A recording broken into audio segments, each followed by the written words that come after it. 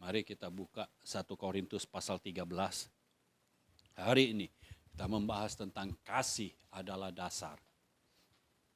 1 Korintus 13. Sekalipun aku dapat berkata-kata dengan semua bahasa manusia dan bahasa malaikat, tetapi jika aku tidak mempunyai kasih, aku sama dengan gong yang berkumandang dan canang yang gemerincing.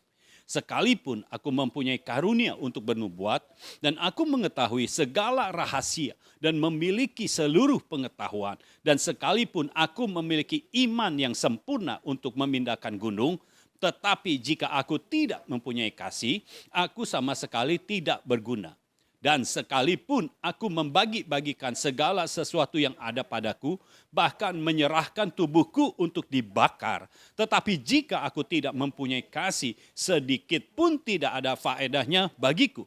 Kasih itu sabar, kasih itu murah hati, ia tidak cemburu, ia tidak memegahkan diri dan tidak sombong. Ia tidak melakukan yang tidak sopan dan tidak mencari keuntungan diri sendiri. Ia tidak pemarah dan tidak menyimpan kesalahan orang lain. Ia tidak bersukacita karena ketidakadilan, tetapi ia bersukacita karena kebenaran. Ia menutupi segala sesuatu, percaya segala sesuatu, mengharapkan segala sesuatu, sabar menanggung segala sesuatu. Kasih tidak berkesudahan. Nubuat akan berakhir, bahasa roh akan berhenti, pengetahuan akan lenyap. Sebab pengetahuan kita tidak lengkap dan nubuat kita tidak sempurna. Tetapi jika yang sempurna tiba, maka yang tidak sempurna itu akan lenyap. Ketika aku kanak-kanak, aku berkata-kata seperti kanak-kanak. Aku merasa seperti kanak-kanak. Aku berpikir seperti kanak-kanak. Sekarang sesudah aku menjadi dewasa, aku meninggalkan sifat kanak-kanak itu. Karena sekarang kita melihat dalam cermin suatu gambaran yang samar-samar. Tetapi nanti kita akan melihat muka dengan muka. Sekarang aku hanya mengenal dengan tidak sempurna, tetapi nanti aku akan mengenal dengan sempurna seperti aku sendiri dikenal. Demikianlah tinggal ketiga hal ini, yaitu iman, pengharapan, dan kasih. Dan yang paling besar di antaranya ialah kasih. Jadi kalau ada tiga hal ini, iman, pengharapan, dan kasih, yang paling besar dan ini bisa dijadikan dasar adalah kasih. Karena kasih adalah dasar. Kita sudah mendengar dari Matius 22 bahwa Tuhan mau kita mengasihi Allah, mengasihi Tuhan dengan segenap hati kita, dengan segenap jiwa kita, dengan segenap akal budi kita, dan dengan segenap kekuatan kita. Karena semua hukum, ya baik hukum Taurat dan kitab para nabi bergantung kepada kasih. Yang pertama mengasihi Allah, yang kedua mengasihi sesama. Ya, jadi ketika kita memiliki kasih kepada Allah dan kasih kepada sesama, artinya kasih kita kepada sesama didasarkan karena kita mengasihi Allah, mengasihi Tuhan, maka kita itu bisa hidup di dalam segala hal karena kasih itu adalah dasarnya. Ketika kita menghormati orang, kita menghormati karena ada kasih di dalam kita. Ya. Ketika kita mengasihi orang karena dasarnya adalah kasih. Jadi maksudnya apa? Ketika kita bicara, kita menghormati, kita mengasihi, itu benar-benar keluar dari dasar hati kita dan kita melakukannya. Bukan cuma mengatakannya. Nah sekarang dari kasih ini kita bisa melihat. Yang pertama, kasih adalah dasar dari semua bahasa. Jadi luar biasa ini. Kita harus tahu kasih yang seperti ini. Ya. Ini bukan kasih yang lemah, tapi ini kasih yang kuat. Kasih dasar dari semua bahasa. Sekalipun, ayat 1, sekalipun aku dapat berkata-kata dengan semua bahasa manusia. Wah, luar biasa kan saudara? Semua bahasa manusia. Di Indonesia bahasa begitu banyak. Saudara tahu semua bahasa di Indonesia. Bahasa Jawa, bahasa Sunda, ya, bahasa Batak, Ambon, Padang. Waduh, banyak sekali saudara. Semua bahasa ada. Lalu saudara juga tahu semua bahasa di dunia. Saudara tahu bahasa Jepang, bahasa Tagalog, bahasa Jerman, bahasa Korea, ya, bahasa Inggris apalagi, bahasa Belanda tahu. Semua bahasa, artinya saudara luar biasa kan? Terus sudah semua bahasa manusia itu saudara tahu, saudara bisa mengucapkannya, ini luar biasa. Ditambah saudara juga bisa bahasa malaikat. Jadi saudara tahu bahasa malaikat. Tapi Paulus berkata, tetapi jika aku tidak punya kasih, aku sama dengan gong yang berkumandang dan canang yang gemerincing. Jadi ucapan kita itu seperti pepatah mengatakan tong kosong nyaring bunyinya. Ngomongan kita banyak bahasanya, kayaknya pintar. Tetapi kalau di dalamnya tidak ada kasih, itu seperti ngomongan kita itu tidak ada apa-apanya. Tidak ada kekuatannya. Saudara bisa bayangkan, kalau saudara punya kasih yang seperti ini, lalu saudara bisa berkata-kata, artinya kata-kata saudara itu penuh kuasa. Tidak seperti tong. Ya, tidak seperti tong yang nyaring bunyinya. Tongnya kosong, makanya nyaring. Tapi kita berisi. Kalau kita punya kasih yang seperti ini, kasih yang dimaksud, maka ketika kita berkata-kata, ada kuasa. Kuasa mengalir, kuasa mengalir. Saudara mau pakai bahasa apa saja, karena di dalamnya ada kasih. Saudara mengalirkan kuasa. Kita harus punya kasih yang seperti ini. Ya. Kasih yang kuat, bukan kasih yang lemah. Karena sering kali kita berkata, ya saya mengasihimu. Tetapi di dalam keterpaksaan, bukan di dalam kasih. Segala sesuatu yang dilakukan dengan keterpaksaan, artinya itu seperti, kalau saudara berkata-kata seperti tong kosong nyaring bunyinya. Saudara nggak mau dong, waktu saudara doa deklarasi, itu seperti tong kosong nyaring bunyinya. Artinya saudara nggak berisi, saudara nggak punya kuasa. Saudara harus punya kasih. Nanti pasti kita akan sampai kasih yang dimaksud seperti apa. Karena seringkali kalau kita berkata tentang kasih, ini yang dibicarakan kasih yang lemah. Sehingga ketika orang-orang berinteraksi dengan kita, kasih ini dijadikan dasar bukan untuk membangun, ya, bukan untuk kekuatan, tetapi kasih ini dijadikan dasar untuk melemahkan kita. Ya, kalau orang suka berbuat yang tidak enak untuk kita, dia tinggal bilang, kalau punya kasih, engkau memaafkan saya dong. Begitu terus. Sehingga hidup kita seperti dibully terus. Nah, kasih yang Tuhan maksud itu, kasih yang penuh kekuatan. Ketika saudara berkata-kata, ada isinya, ada kuasanya. Jadi ketika saudara berkata, stop. Semua harus stop. Saudara bisa bayangkan. Karena di dalam mulut kita, Tuhan taruh firman-Nya. Dan di dalam hati kita, Tuhan taruh rohnya. Nah, kasih itu ada di dalam. Jadi ketika roh itu bergelora, roh itu bergejolak, dan firman keluar dari mulut kita, maka alam semesta harus mengikuti apa yang kita katakan. Karena perkataan kita punya isi, berisi. Ya Allah kita yang luar biasa. Kita harus punya kasih yang seperti ini. Sehingga perkataan kita mengandung kuasa. Ketika mengandung kuasa, semua yang di luar kita harus mengikuti apa yang kita katakan. Makanya Tuhan menaruh firman-Nya di dalam mulut kita. Bukan perkataan dunia, tapi firman Tuhan. Jadi kalau kita mengeluarkan perkataan yang bukan firman Tuhan, kita seperti tong kosong yang nyaring bunyinya. Tapi ketika kita mengeluarkan firman Tuhan, maka roh yang ada di dalam kita, Roh Kudus yang ada di dalam kita itu menangkap ini firman Tuhan. Dan Roh Kudus akan memberikan kekuatannya. Sehingga firman yang dikeluarkan dari mulut kita itu punya kuasa. Itu cara orang Kristen hidup harusnya.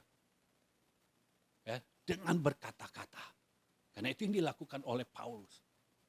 Ketika semua masalah itu begitu banyak dalam hidup Paulus, dia tetap bisa bertahan.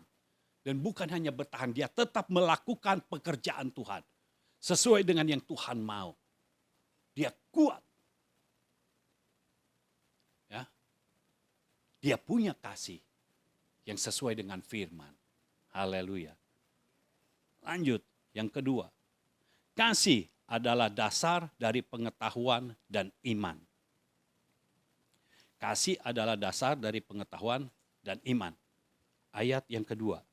Sekalipun aku mempunyai karunia untuk bernubuat dan aku mengetahui segala rahasia dan memiliki seluruh pengetahuan dan sekalipun aku memiliki iman yang sempurna untuk memindahkan gunung, tetapi jika aku tidak mempunyai kasih, aku sama sekali tidak berguna.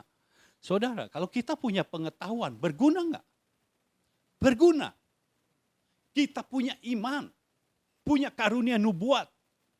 Berguna enggak? Berguna. Tetapi Paulus katakan, kalau dasar engkau bernubuat bukan karena kasih, itu tidak berguna.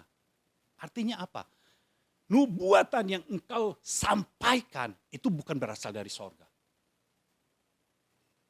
Engkau menyampaikan nubuatan untuk kepentingan diri sendiri. Kalau tidak ada kasih di dalamnya, pengetahuanmu akan dipakai untuk membuat saudara menjadi sombong. Karena saudara tahu banyak hal. Ya, motor rusak saudara tahu bagaimana caranya. Pesawat terbang rusak, saudara tahu bagaimana cara memperbaikinya. Pembukuan saudara tahu. Menjual barang saudara tahu. Pengetahuannya banyak. Tapi kalau dasarnya bukan kasih, itu tidak akan berguna. Kenapa?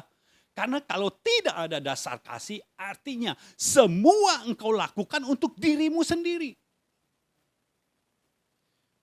Kalau kasih ada di dalammu, ketika engkau memiliki pengetahuan, engkau akan melakukannya untuk membangun orang lain.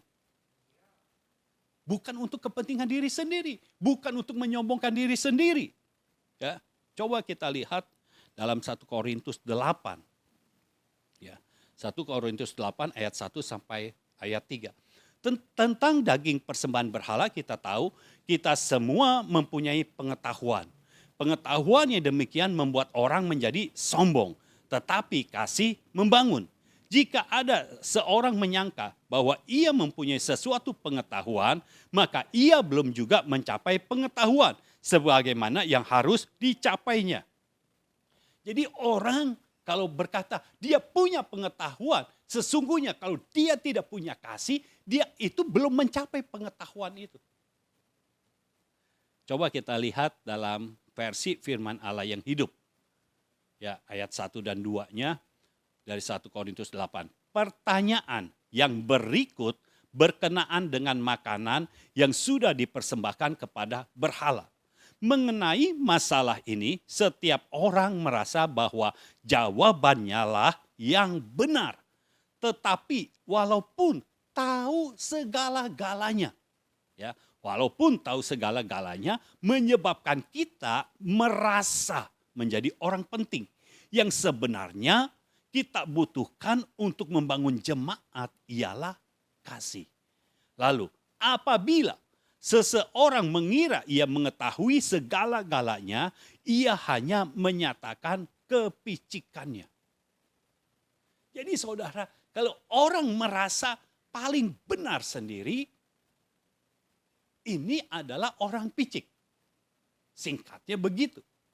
Nah, kalau kita lihat, ini pertanyaan tentang makanan yang sudah dipersembahkan kepada berhala. Jadi ini boleh dimakan atau tidak? Ini selalu jadi dilema.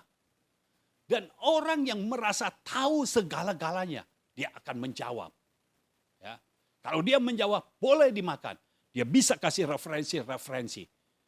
Tapi Paulus katakan, kalau engkau tahu itu semua, dasar kamu bukan kasih, maka itu bukan untuk membangun jemaat. Tapi untuk menyombongkan diri. Kalau ada orang yang berkata, makanan yang bekas persembahan kepada berhala tidak boleh dimakan. Dia juga pakai referensi-referensi. Maka kalau dia mengatakan itu tanpa kasih di dalamnya, dia pun termasuk orang yang menyombongkan diri. Karena dia merasa dia tahu semuanya. Tetapi orang yang merasa tahu segala-galanya, orang yang merasa paling benar sendiri, justru merekalah orang yang picik. Mereka tahu tetapi mereka tidak tahu. Itu orang picik. Mereka tahu satu tapi tidak tahu banyak. Mereka tahu luarnya, mereka tidak tahu esensinya. Saudara, hati-hati dengan pengetahuan. Kenapa? Karena pengetahuanlah yang membuat Adam dan Hawa jatuh. Bukankah Adam dan Hawa ya, ketika dicobai oleh ular, itu memakan buah dari apa? Dari pengetahuan yang baik dan yang jahat. Yang dilarang oleh Tuhan. Jadi buah pengetahuan, kalau di dalamnya tidak ada kasih, membuat engkau sombong, dan saking sombongnya sampai mau menjadi seperti Allah. Sehingga jatuh dalam dosa. Kenapa Adam jatuh dalam dosa? Karena buah itu yang dilarang. Merasa kalau saya makan buah ini, saya punya pengetahuan yang sama. Inilah yang dikatakan kenapa orang yang kalau merasa dia akan tahu semuanya, dia itu orang picik. Kenapa? Adam harusnya tahu. Waktu dia belum makan buah yang dilarang itu, bukankah sudah dikatakan dia itu sama seperti Tuhan? Kan diciptakan menurut image-nya Tuhan. Punya kuasa yang sama seperti Tuhan. Itu sudah sama. Lalu sekarang diberikan pengetahuan dari dunia ini. Dari ular. Ini pengetahuannya. Kalau engkau makan buah yang dilarang. Jadi bukan soal pengetahuannya yang jahat. Tetapi yang dilarang Tuhan itu dilakukan. Itu yang jahat. Ketika engkau makan buah pengetahuan ini, engkau akan sama seperti Allah. Padahal kita diciptakan dengan unsur-unsur Allah ada di dalam kita. Bukankah Adam ketika diciptakan, baru dibentuk, Adam itu tidak hidup. Kapan dia hidup? Waktu Allah menghembuskan nafasnya. Jadi ada unsur-unsur Allah di dalam kehidupan Adam. Adam hidup. Lalu Hawa diambil dari tulang rusuk Adam, di mana di dalam hidup Adam, di dalam tubuh Adam itu sudah ada nafasnya Allah. Ada rohnya Allah. Ada kehidupan Allah. Jadi ketika tulang rusuk Adam diambil, artinya Hawa pun di dalam kehidupannya ada kehidupan Allah. Sekarang kita, ya, kita kan pasti turunannya nih. Itu ada kehidupan Allah. Kenapa kita bisa hidup? Karena ada kehidupan Allah. Nah, banyak orang tidak menyadari bahwa di dalam hidupnya, kenapa engkau bisa hidup? Karena ada kehidupan Allah. Tetapi Tuhan akan setia kepada firman-Nya. Karena dia sudah berkata bahwa manusia itu diberikan hak bebas. Diberikan free will. Ini membedakan manusia dengan binatang, dengan tumbuhan, dengan robot. Manusia diberikan hak bebas. Bisa memilih, bisa mengambil keputusan sendiri. Tetapi di samping itu, perhatikan Tuhan memberikan kuasa. Supaya apa? Ketika kita mengambil keputusan, kuasa itu bekerja di dalam kita dan kita mengambil keputusan yang tepat dan benar. Jadi Tuhan memberikan kita free will, memberikan kita kehendak bebas, tapi Tuhan juga memberikan kita kuasa supaya apa? Supaya kita bisa melakukan kehendak bebas kita itu dengan tepat dan akurat. Ketika masalah datang, kita itu bebas. Kita mau terima masalah ini atau mau menaklukkan masalah ini. Tuhan memberikan kita kuasa supaya kita memakai hak bebas kita ini untuk apa? Untuk kita melakukan yang tepat dan akurat. Makanya ketika hak kita, hak bebas kita ini, kita serahkan ke dalam tangan Tuhan. Maka yang ada di dalam hidup kita tinggal kuasa Tuhannya.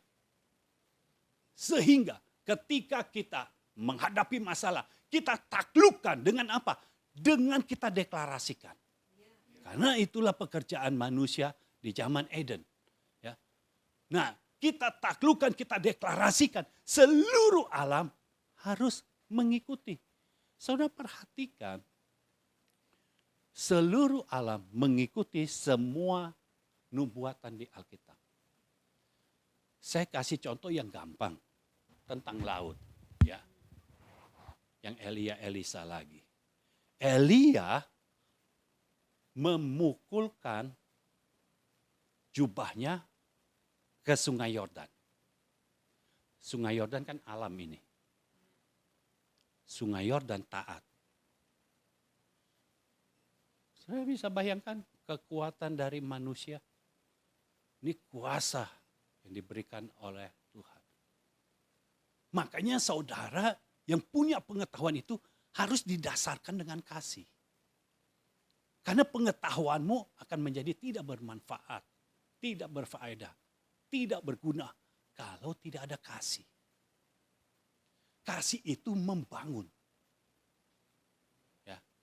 Jadi kasih itu membangun. Saudara yang sedang dalam keadaan down gitu, kasih itu membangun. Tapi sekali lagi, orang yang sudah membangun saudara, jangan sampai saudara bicarakan di belakang. Karena ini saudara sedang dibangun. Ikuti saja. Karena, dengar ini. Tidak semua manusia bisa memuaskan semua manusia yang lainnya. Dengar ya. Kita tidak bisa memuaskan seluruh orang. Kalau kita berkata-kata, selalu ada yang pro dan kontra. Benar? Selalu seperti itu. Makanya kalau kita sedang mengikuti pekerjaan Tuhan, kita sedang mengikuti kegerakan Tuhan, kita harus menanggalkan ego kita. Kita harus menanggalkan keinginan dan kehendak kita. Biar kita masuk di dalamnya. Sehingga kita ada di dalam kegerakan. Jadi ingat saudara, jangan merasa paling benar sendiri ya. Karena kalau merasa paling benar sendiri artinya saudara orang picik. Itu firman Tuhan yang katakan. Lalu ayat yang ketiga. Karena kan kasih itu dasar dari pengetahuan dan iman. Ayat yang ketiga dari 1 Korintus pasal 8. Tetapi orang yang mengasihi Allah, ia dikenal oleh Allah. Luar biasa saudara. Kita punya kasih, kita tujukan kepada Allah. Kita mengasihi Allah. Dan yang mengasihi Allah, yang di dalamnya ada dasar kasih, maka orang itu dikenal Allah. Nah, mungkin buat saudara, ya dikenal Allah, ya udahlah gitu. Karena saudara biasa dikenal oleh orang yang tidak punya kuasa. Tapi kalau saudara dikenal oleh satu pribadi yang maha kuasa, itu luar biasa. Saudara tahu, ketika di Matius, orang-orang ketuk-ketuk pintu sorga. Tuhan, Tuhan, panggil gitu. Kenapa saya nggak masuk sorga? Padahal saya sudah menyembuhkan orang dalam nama-Mu. Jadi dia sudah menyembuhkan. Mengusir setan dalam nama Yesus juga. Melakukan berbagai macam mujizat. Tetapi Tuhan katakan apa? Aku tidak mengenal engkau. Saudara tahu, kalau tidak dikenal Allah, artinya engkau tidak ada bagian di dalam kerajaan sorga. Hanya orang yang dikenal oleh Allah yang bisa ada bagian dalam kerajaan sorga. Baik dalam hidup sekarang maupun dalam hidup yang akan datang. Jadi dalam hidup sekarang saudara akan menjadi bagian dari sorga. Sehingga engkau bisa melakukan segala sesuatu sesuai dengan agenda sorga. Dan Tuhan berkata begini. Ya, kepada orang-orang yang mengetuk, yang sudah melakukan berbagai macam mujizat. Tuhan katakan begini, aku tidak mengenal engkau. Karena engkau melakukan yang bukan aku kehendaki. Jadi saudara tahu. Mereka melakukan mujizat-mujizat. Tetapi yang Tuhan mau. Membangun hubungan dengan Tuhan. Tidak dilakukan. Yang Tuhan mau. Ayo di rumahmu. Harus ada hadirat Tuhan. Bangun mezbah doa. Tidak dilakukan. Ketika mau makan. Untuk memuaskan keinginannya sendiri. Jadi saudara bisa bayangkan, ini orang masih bisa buat mujizat loh. Makanya dasar kita harus tahu. Kita harus punya pengenalan Tuhan, kepada Tuhan. Kita mesti punya pengenalan yang benar tentang Tuhan. Nanti kalau saudara melihat orang buat mujizat. Saudara main ikut aja, ada mujizat. Belum tentu dari Tuhan. Tapi orang yang melakukan kehendak Tuhan, melakukan sesuai dengan firman-Nya, itulah orang yang dikenal Tuhan. Kalau saudara dikenal oleh Allah, maka saudara adalah bagian dari sorga. Saudara bagian. Saudara adalah partner dari sorga. Jadi sorga membutuhkan apa-apa di bumi ini melalui kita. Melalui orang benarnya. Sorga mau melakukan apa-apa melalui kita. Makanya gereja itu dipakai Tuhan untuk mewujudkan isi hatinya.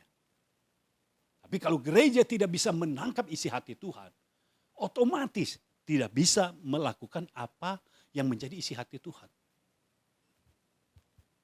Ya. Biar kita memiliki kasih yang benar-benar yang Tuhan inginkan.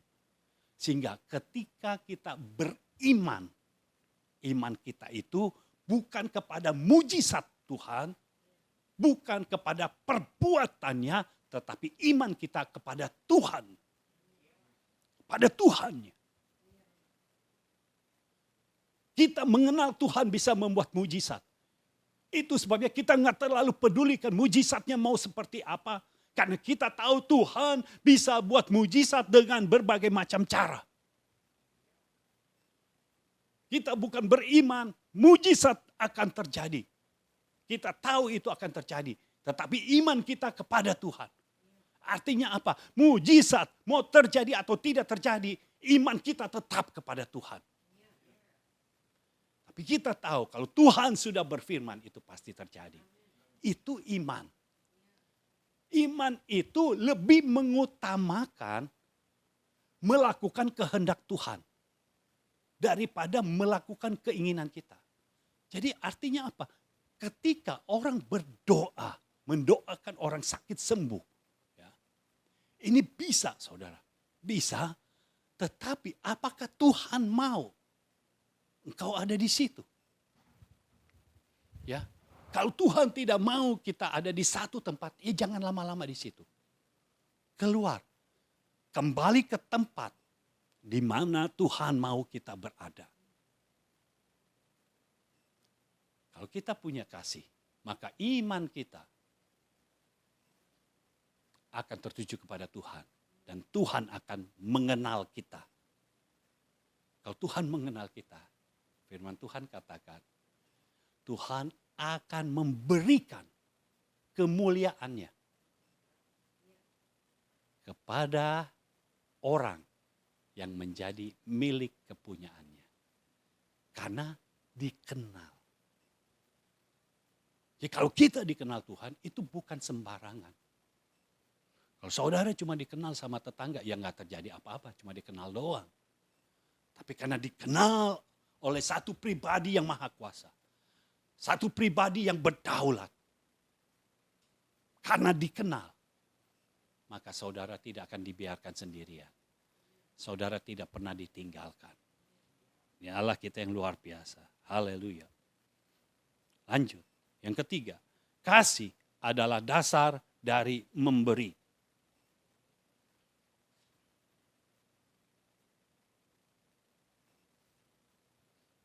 1 Korintus 13 ayat yang ketiga.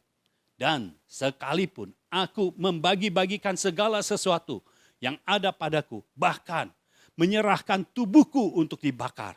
Tetapi jika aku tidak mempunyai kasih, sedikit pun tidak ada faedahnya bagiku. Jadi saudara, ini memberinya luar biasa saudara. Bukan memberi apa yang ada padanya saja, tetapi memberi dirinya sendiri untuk dibakar. Ini pemberian yang total ini saudara. Tetapi kalau kita melakukan, ya kita memberi tanpa ada dasar kasih, maka pemberian kita itu tidak ada faedahnya. Di mata Tuhan tidak ada gunanya. Engkau sampai rela dibakar, menggantikan orang lain yang harusnya dibakar. Saudara rela. Kalau saudara melakukan itu bukan karena kasih, tapi karena yang lainnya. Misalnya, supaya orang tahu saya berkorban. Artinya dasarnya bukan kasih kan? Dasarnya kepentingan diri sendiri. Ketika saudara melakukan itu, enggak ada faedahnya. Itu tidak akan diperhitungkan. Tetapi ketika kita memberi, seberapa besar pun yang kita beri, kalau dasarnya adalah kasih, maka Tuhan memperhitungkan itu. Itu sebabnya ketika saudara membawa persembahanmu, bawalah itu dengan kasih. Kalau kita mengasihi, ketika kita memberi dan diterima, pasti kita bersuka cita. Tapi kalau kita tidak ada kasih, kita kasih, diterima, ya udah biasa aja saudara. Tapi kalau kita memberi dan diterima, kita punya kasih. Kita beri, diterima, kita tuh langsung bersuka cita saudara. Padahal kita memberi. Berapa banyak orang lebih senang menerima. Saudara tidak tahu sukacita di dalam memberi. Itu memberi itu, kalau kita memberi karena kasih kita. Kalau kita memberi karena kasih kita, artinya kita mengikuti tuntunan Tuhan. Ingat, kasih kita itu kasih kepada Tuhan dan kasih kepada sesama. Kita mengasihi Tuhan. Artinya kita mengikuti tuntunan Tuhan. Ketika Tuhan berkata, beri kepada si A. Kita memberi, kita sedang melakukan apa yang Tuhan mau. Itu dasarnya kasih, karena kita mengasihi Tuhan. Dan kita juga mengasihi sesama kita. Kita mengasihi orang itu. Kita memberi, tidak mengharapkan nanti satu saat akan diberi. Enggak ada, karena kita tahu Tuhan yang memberkati kita. Ketika kita memberi dan diterima, maka kita akan merasa sukacita yang luar biasa. Jadi pemberian bukan didasarkan atas berapa besarnya yang engkau beri. Karena kalau engkau memberi tubuhmu sendiri pun untuk dibakar, tidak ada gunanya. Tapi ketika engkau memberinya sedikit, karena engkau hanya punya itu, engkau memberi dan engkau bersuka cita, Tuhan memperhitungkan itu. Ada gunanya. Kenapa? Banyak orang, aku sudah memberi, tapi kok aku sepertinya hidupnya sama aja. Kok gak ada berkat Tuhan? Engkau memberinya dasarnya kasih atau tidak? Kalau orang yang punya kasih, pasti dia punyanya berapa, dia bisa hitung, dia mau memberikan yang terbaik. Tidak ada orang yang punya kasih di dalamnya, mau memberikan bukan yang terbaik. Artinya di dalamnya nggak ada kasih. Ya, benar saudara. Kalau saudara sayang, anggap saudara sayang sama orang tua, saudara mau memberikan yang terbaik dong. Masa saudara mau mau berikan baju. Beliin baju, saudara punya keuangannya besar misalnya. Miliaran. Saudara berikan baju yang 40.000. Itu nggak make sense. Ngerti saudara? Jadi kasih itu terlihat, bukannya tidak. Pasti, karena uangnya banyak, mau memberinya yang bagus dong. Ya, berikan yang terbaik. Mau harganya puluhan juta, tidak apa. Kenapa? Dana kita masih banyak. Tapi kalau kita hanya punyanya jutaan, banyak pengeluaran, kita memberikan yang 40.000, lah itu sudah yang terbaik. Saya berharap saudara menangkap ini semua. Karena dasarnya harus kasih. Jadi seseorang memberikan pemberian yang sama dengan orang lainnya, itu belum tentu menunjukkan dua-duanya dasarnya kasih. Belum tentu. Kasih itu nyata. Jadi pemberian saudara harus didasarkan atas dasar kasih. Pastikan atas dasar kasih. Lalu yang keempat, kasih adalah dasar dari sikap hati dan ekspresi. Kasih adalah dasar dari sikap hati dan ekspresi. Ayat yang keempat, kasih itu sabar, kasih itu murah hati, ia tidak cemburu, ia tidak memegahkan diri dan tidak sombong. Ia tidak melakukan yang tidak sopan dan tidak mencari keuntungan diri sendiri. Ia tidak pemarah dan tidak menyimpan kesalahan orang lain. Ia tidak bersukacita karena ketidakadilan, tetapi ia bersukacita karena kebenaran. Jadi kasih itu dasar dari sikap hati dan ekspresi.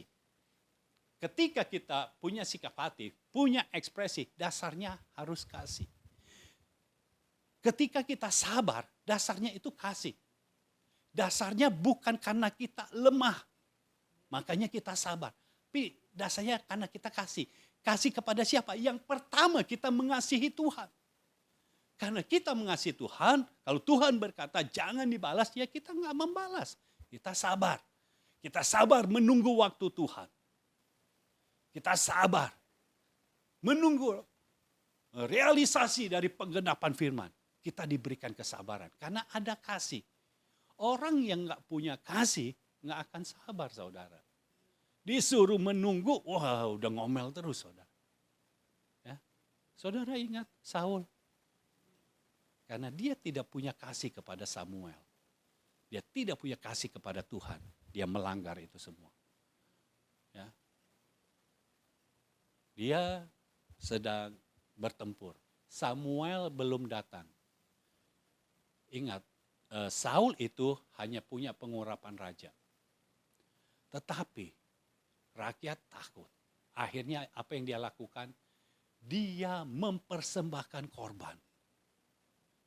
Jadi yang pertama, dia melakukan pelanggaran kepada Tuhan. Artinya dia tidak mengasihi Tuhan. Karena yang harus mempersembahkan korban kepada Tuhan adalah imam. Bukan raja. Raja tidak boleh. Sedangkan Samuel punya pengurapan nabi, imam, dan hakim atau raja. Dia punya pengurapan 3 itu. Karena Samuel belum datang, Saul mempersembahkan korban. Ketika dia mempersembahkan korban, Samuel datang. Lalu apa yang Saul katakan? Saul menyalahkan Samuel. Dan menyalahkan rakyat. Satu-satunya yang gak salah adalah dirinya sendiri. Dia berkata, rakyat terus mendorong aku, mendesak aku untuk mempersembahkan korban. Supaya Tuhan melindungi kita. Karena engkau belum datang. Samuel disalahin. Saudara, jangan menyalahkan orang yang diurapi Tuhan. Lihat apa yang Daud lakukan kepada Saul. Saul itu pernah diurapi. Tapi waktu dia mengejar Daud, Saul itu sudah tidak ada pengurapannya. Pengurapan dari Allah itu nggak ada. Jadi dia sudah tidak diurapi. Tetapi Daud tidak mau membunuh orang yang pernah diurapi oleh Tuhan. Bukan orang yang diurapi Tuhan. Dan karena sikap hati Daud ini, maka Tuhan membawa Daud menjadi raja tanpa ada pertentangan sama sekali. Haleluya. Jadi kalau kita punya kasih itu membuat apa yang Tuhan ingin lakukan dalam hidup kita, kita akan mencapainya. Kasih itu sabar, kasih itu murah hati. Jadi kemurahan hati kita dasarnya juga adalah kasih. Ingat, kalau dikatakan kasih artinya kita mengasihi Tuhan dan mengasihi sesama. Bukan kasih yang membabi buta. Kasih yang membabi buta artinya kita tidak tahu kasih ini apa. Kasih yang ditujukan kepada Allah dan sesama adalah kasih yang berdasarkan firman. Bukan kasih yang lemah. Bukan karena kita punya kasih, setiap orang yang melakukan kesalahan kepada kita, kita pelihara terus karena kita kasih. Kalau kita punya perusahaan, ada orang bekerjanya tidak benar, sudah korupsi, ya kita punya kasih, kita memaafkan. Kita cuma bilang lain kali jangan korupsi ya. Tidak bisa saudara. Kalau kita punya kasih, kita punya perusahaan, ada orang yang korupsi, kita akan keluarkan dia. Kalau kita punya kasih. Supaya apa? Supaya dia tidak berbuat dosa lagi. Karena sudah jelas di tempat kita dia melakukan korupsi. Kalau tidak ada efeknya, kalau begitu ketemu kita dimaafkan, cuma dikatakan jangan berbuat lagi ya. Besok enggak berbuat, minggu depan enggak berbuat, bulan depan berbuat lagi. Jadi kalau kita punya kasih, kita mau orang ini berubah. Keluarkan dia. Mungkin di tempat lain lebih cocok. Di tempat kita enggak cocok. Kasih itu begitu saudara. Kasih itu kuat, bukan lemah. Kasih itu membuat kita tuh bisa tega untuk melakukan itu demi kemajuan orang itu. Jelas ya saudara, kasih itu jadi tidak lemah. Ia tidak cemburu. Kita tidak iri. Kita tidak mengingini barang yang dimiliki oleh orang lain. Apalagi kalau kita bersaudara, kalau sudah berkeluarga, kadang kita melihat saudara kita, beli mobil. Kita juga harus punya mobil dong. Ketika kita nggak punya mobil, kita bisa berkata, Tuhan kenapa engkau jahat? Lah, enggak begitu. Kita harus tahu, kasih itu tidak cemburu. Ketika ada orang lain punya berkat materi lebih baik dari kita, kita akan bersyukur. Kita akan bersuka cita. Dia hidup diberkati gitu. Loh kalau tidak diberkati, kita yang repot juga saudara. Kita bersyukur untuk itu. Tapi untuk kita percaya Tuhan menyediakan berkat kita masing-masing. Dan tidak pernah akan tertukar. Ya Allah kita yang luar biasa. Ia tidak memegahkan diri dan tidak sombong. Kasih itu tidak sombong. Ketika kita mengatakan segala sesuatu, bahkan ketika kita memberikan kesaksian tentang pekerjaan Tuhan dalam hidup kita, tujuannya bukan supaya nanti setelah selesai orang akan melihat, ini orang yang selalu ada mujizat Tuhan, ini orang disertai Tuhan. Bukan itu, tapi karena kasih. Jadi kasih itu tidak memegahkan diri dan tidak sombong. Tujuan dari memberikan kesaksian adalah pertama untuk mempermuliakan Tuhan. Yang kedua untuk menyatakan kepada sidang jemaat bahwa Tuhan masih bekerja. Mujizatnya masih ada. Jadi ketika kita berkata-kata, kasih harus ada di dalam kita. Bukan untuk menyombongkan diri. memang sih kayaknya rendah hati, tapi tujuan di dalamnya itu loh. Kita harus punya kasih. Ya. Ia tidak melakukan yang tidak sopan. Jadi kasih itu sopan. Ya. Orang yang tidak sopan akan berhadapan dengan Tuhan sendiri. Harun dan Miriam pernah tidak sopan kepada Musa. Dia menentang Musa. Dia nggak sopan, dia berkata, memang Tuhan cuma bisa bicara lewat kamu, nggak bisa lewat kita. Tuhan yang berhadapan kepada Miriam dan Harun. Kena kusta langsung. Jadi saudara, kalau saudara melakukan yang tidak sopan terhadap orang yang diurapi Tuhan, hati-hati saudara. Ya. Bahkan nggak usah di zaman Alkitab, di zaman sekarang pun itu sudah banyak contoh. Ya. Saudara pasti bisa menjumpainya. Kita harus sopan.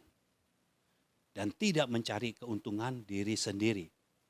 Jadi segala sesuatu yang kita lakukan bukan untuk keuntungan diri sendiri. Ya. Kalau diminta apa-apa, jangan, kalau secara materi, uangnya jangan disimpan. Kalau disuruh beli barang, harganya 50.000, ya bilang 50.000. Jangan bilang 75.000. 25-nya disimpan, itu mencari keuntungan diri sendiri. Atau ketika engkau melakukan segala sesuatu, tujuannya untuk mencari keuntungan diri sendiri. Mencari keuntungan diri sendiri termasuk supaya dilihat orang. Itu namanya mencari keuntungan diri sendiri. Kita melakukan apa-apa, kita maunya dilihat Tuhan. Orang memang benar bisa melihat kita karena mereka punya mata. Tapi keinginan kitanya nggak ada untuk itu. Ya. Lalu, ia tidak pemarah dan tidak menyimpan kesalahan orang lain. Jadi ingat, kalau saudara marah, jangan sampai menyimpan kesalahan orang lain. Apalagi suami istri atau saudara yang ada di rumah, jangan menyimpan kesalahan orang lain. Karena sering kali di dalam rumah itu bisa bertahun-tahun gak ngomong. Karena masalahnya sepele. Dan setelah besar ditanya, masalahnya apa sampai engkau tidak bicara dengan adikmu? Saya udah lupa. Sampai dia sendiri udah lupa masalahnya apa. Ya. Jangan menyimpan kesalahan orang lain. Kalau kita tidak menyimpan kesalahan orang lain, kita tidak tahu nih masalah sama saudara kita apa. Masalah sama pasangan kita apa. Kita yang akan mulai terlebih dahulu. Minta maaf supaya suasananya cair. Karena di dalam satu rumah, kalau terjadi keributan terus, tidak ada hubungan baik satu sama lainnya. Bagaimana mungkin Tuhan mau memerintahkan berkat ke situ? Karena ingat, Tuhan bergerak sesuai dengan firman. Karena firman berkata, kalau ada kesatuan, Tuhan memerintahkan berkat. Jadi kalau tidak ada kesatuan, saudara bisa terima berkat nggak? Bisa. Tapi bukan Tuhan yang perintahkan. Makanya ketika engkau mencari uang dengan jerih payahmu sendiri, engkau tetap mendapatkan. Tapi bukan Tuhan yang perintahkan berkat itu. Ya, jadi saya berharap saudara mengerti ini. Ia tidak bersukacita karena ketidakadilan. Tetapi ia bersukacita karena kebenaran. Kenapa orang yang punya kasih itu bersukacita karena kebenaran? Karena di dalamnya ada roh kebenaran. Roh kebenaran akan membawa ia kepada seluruh kebenaran. Sehingga dia akan bersukacita karena kebenaran. Ya. Lalu lanjut. Kasih adalah dasar dari segala sesuatu. Ayat yang ke-7. Ia menutupi segala sesuatu, percaya segala sesuatu, mengharapkan segala sesuatu, sabar menanggung segala sesuatu. Jadi kasih itu dasar dari segala sesuatu. Ia bisa menutupi segala sesuatu. Ketika orang berkata kepada kita, punya masalahnya, ya kita kasih tahu solusinya. Ini masalahnya enggak kita bawa-bawa ke orang lain. Tetap ada. Karena dia akan menutupi segala sesuatu. Lalu ia percaya segala sesuatu. Percaya segala sesuatu bukan berarti percaya kepada semua orang. Percaya segala sesuatu dasarnya kasih. Anggap ya, karena kita mengasihi Tuhan dan mengasihi sesama, kita percaya segala sesuatu. Artinya yang kita percaya berdasarkan firman. Kalau kita percaya segala sesuatu tanpa dasar kasih, maka orang yang memberikan ajaran sesat, kita terima terus. Karena kita percaya. Orang menipu kita, udah puluhan kali, kita percaya terus. Kalau kita punya kasih, kita sudah ditipu. Kita mau orang itu berubah. Supaya jangan menipu lagi. Ketika dia minta uang sama kita jangan kasih. Itu namanya kita punya kasih. Kalau kita nggak punya, dia nipu kita kasih lagi. Nipu kasih lagi, ya udah terus-terusan. Kasih itu kuat. Ya. Menutupi segala sesuatu, percaya segala sesuatu. Kasih, percaya kepada pribadi yang bisa dipercaya. Makanya kasih itu pertama kepada Tuhan. Yang kedua, kasih kepada sesama. Percaya kepada orang yang bisa dipercaya juga. Kalau pemimpinmu tidak bisa dipercaya, ya nggak bisa saudara percaya. Karena kalau kita punya kasih yang ada di dalam kita itu bisa menyatakan orang ini benar atau tidak. Makanya kasihnya itu harus dipakai, digunakan. Ketika kita punya kasih, kita tahu ini orang berkata benar atau tidak. Ya. Lanjut, mengharapkan segala sesuatu. Mengharapkannya sesuai dengan firman. Kasih itu tidak pernah lemah. Ketika Tuhan memberikan sesuatu, dia berharap itu terjadi. Dan harapannya itu akan terus ada. Makin lama makin besar sampai itu menjadi kenyataan. Itu kasih. Karena kasih kita kepada Tuhan, kita tidak melihat fakta lagi. Faktanya penggenapan firman belum jadi, kita nggak lihat lagi. Kita melihat Tuhan. Karena kita melihat Tuhan, kita percaya dan pengharapan kita makin besar. Karena apa? Karena kita tahu Tuhan yang sudah berjanji, Tuhan juga yang bisa menepatinya, Tuhan juga yang bisa menggenapinya. Maupun faktanya seperti apa, terserah. Tapi kita percaya kepada pribadi Tuhan. Ya. Kasih itu mengharapkan segala sesuatu, sabar menanggung segala sesuatu. Ketika waktunya belum tiba, sabar. Tapi ingat, waktu harus disesuaikan, diselaraskan dengan waktu Tuhan. Jangan pakai waktu sendiri, jangan pakai waktu dunia ini. Karena kalau engkau pakai waktu dunia ini, ketika dunia ini sedang krisis, artinya engkau waktunya krisis juga. Ketika dunia ini sedang turun, artinya itu waktunya engkau untuk turun juga. Enggak, kita pakai waktu Tuhan. Karena di dalam waktu Tuhan, tidak pernah ada penurunan. Tuhan bawa kita naik terus. Itulah waktu Tuhan. Haleluya. Lanjut.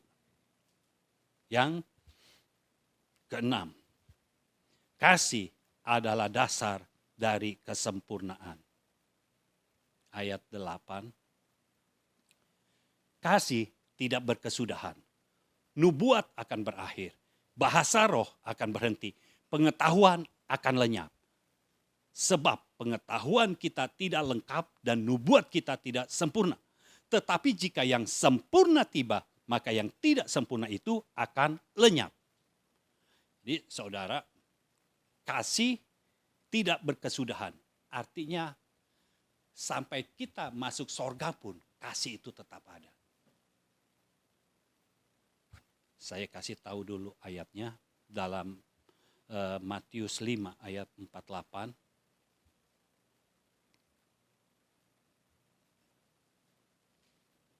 Matius 5 ayat 48. Karena itu haruslah kamu sempurna. Sama seperti Bapakmu yang di sorga adalah sempurna.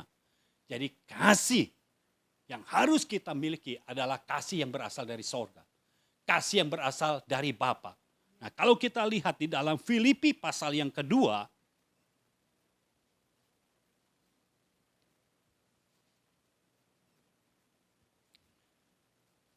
mulai ayat 1, jadi karena dalam Kristus ada nasihat, ada penghiburan kasih, ada persekutuan roh, ada kasih mesra dan belas kasihan.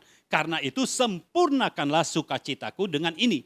Hendaklah kamu sehati sepikir dalam satu kasih, satu jiwa, satu tujuan. Jadi kalau kita mau memiliki kasih yang kuat, yang bukan lemah, kita harus punya kasih yang sempurna.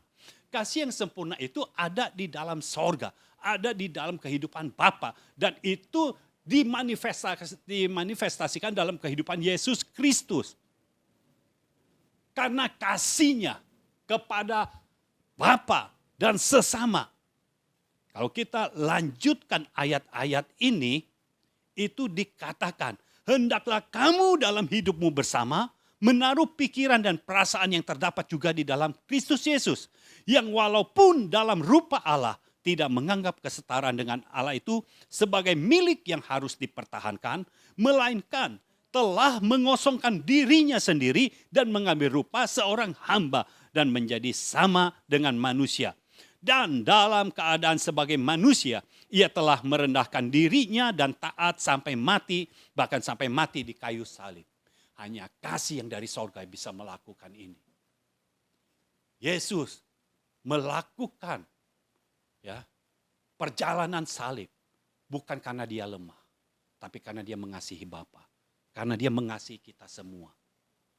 Dasarnya adalah kasih. Karena Yesus punya kekuatan untuk menghalau semua orang yang menangkapnya. Ketika waktunya belum tiba, perhatikan, Yesus itu tidak bisa ditangkap. Ketika mau ditangkap, Yesus menghilang. Ketika mau dilempari batu, Yesus menghilang. Tetapi waktu dari Bapa tiba dalam kehidupan Yesus, Yesus tidak menghilang tuh. Ada. Karena kasih membuat kita bisa melakukan apa yang tidak dapat kita lakukan. Yesus berkata, kalau boleh cawan ini berlalu daripadaku. Tapi bukan kehendakku yang jadi, tapi kehendakmu. Karena kasih kepada Bapa dan kasih kepada kita semua. Tuhan tidak memegang kuat-kuat keinginannya. Walaupun perjalanan salib itu tidak enak, sama sekali tidak enak. Tapi karena itu firman yang harus dilakukan, Yesus lakukan. Kalau kita punya kasih, maka kita akan melakukan semua firman. Sekalipun sepertinya itu berat. Itu tidak baik untuk kita. Tapi kalau itu firman, kita bisa melakukannya sampai akhirnya. Itu sebabnya. Ayat yang ke-9 mengatakan, itulah sebabnya Allah sangat meninggikan dia. Allah sangat meninggikan Yesus dan mengaruniakan kepadanya nama di atas segala nama. Supaya dalam nama Yesus bertekuk lutut segala yang ada di langit dan yang ada di atas bumi dan yang ada di bawah bumi. Dan segala lidah mengaku Yesus Kristus adalah Tuhan bagi kemuliaan Allah Bapa. Karena ketaatannya memberikan haknya kepada Tuhan. Karena dia mengosongkan diri kan. Hak untuk memilih secara bebasnya diberikan. Apa yang Bapa mau dari hidupnya, itu yang dia lakukan. Dia taat, berjalan untuk disalib. Dia taat. Itu sebabnya Bapa meninggikan dan memberikan, mengaruniakannya nama di atas segala nama. Dan dengar saudara, kita sebagai gerejanya, kalau kita sama seperti Yesus, kita mengosongkan diri kita. Bukan berarti di dalam kita tidak apa-apa. Tapi kita mau semua kehendak Tuhan ada di dalam kita. Roh Kudus yang memimpin kita. Maka Tuhan sendiri yang akan meninggikan kita. Karena nama Yesus yang adalah nama di atas segala nama sudah diberikan kepada gerejanya, kepada kita. Dan kita menjadi tubuhnya. Sehingga ketika dikatakan supaya dalam nama Yesus bertekuk lutut segala yang ada di langit dan yang ada di atas bumi dan yang ada di bawah bumi. Artinya mereka semua ada di bawah kaki kita juga. Karena kita adalah tubuh Kristus. Kalau kita memiliki kasih yang berasal dari sorga, kasih kita akan berdasarkan firman, bukan berdasarkan fakta. Apa yang kita lakukan didorong oleh kasih yang mengasihi Tuhan dan mengasihi sesama. Apa yang kita lakukan dasarnya adalah kasih. Amin. Saya berharap saudara mengerti bahwa Tuhan memberikan kita kasih yang sempurna. Kasih bukan yang lemah tapi yang sempurna. Kasih yang kuat. Kasih yang membuat kita tadinya tidak bisa melakukan, kita jadi bisa melakukannya. Karena kasih kepada Tuhan dan kasih kepada sesama. Amin. Mari kita tundukkan kepala. Bapa, kami bersyukur hari ini. Terima kasih untuk firman. Biar firman Tuhan hari ini benar-benar membuka pikiran kami. Sehingga kami hidup bisa berdasarkan kasih kepada Engkau dan kepada sesama. Kau bekerja terus dalam hidup kami. Menyatakan kuasa dan kedaulatan-Mu dalam hidup kami. Biar kami melanjutkan apa yang Yesus telah lakukan di bumi ini. Karena kami adalah tubuh Kristus. Kami akan melanjutkan. Kami percaya. Engkau akan mengangkat gereja-Mu. Sama seperti Kau telah mengangkat Yesus. Dan memberikannya nama di atas segala nama. Kau mengangkat gereja-Mu di posisi yang seharusnya. Kami percaya Engkau sendiri yang bekerja di tengah-tengah kami. Menjamah kehidupan kami. Sehingga nama-Mu dipermuliakan dalam hidup kami. Terima kasih Bapa. Kami mengucap syukur kepadamu. Di dalam nama Tuhan Yesus Kristus. Amin. Amin. Amin.